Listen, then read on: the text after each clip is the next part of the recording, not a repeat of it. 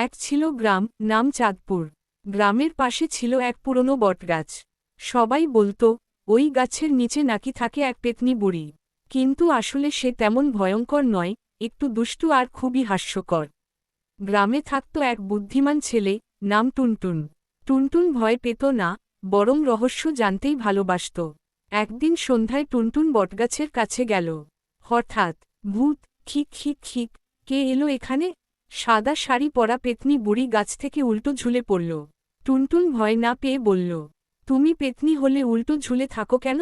মাথা ঘোরে না? পেতনি বুড়ি লজ্জা পেয়ে বলল, আসলে সোজা হয়ে দাঁড়ালে আমার হাঁটুতে ব্যথা করে।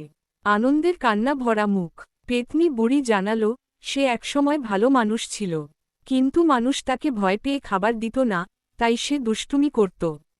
টুনটুন বলল, ভয় দেখালে তো কেউ ভালোবাসবে না।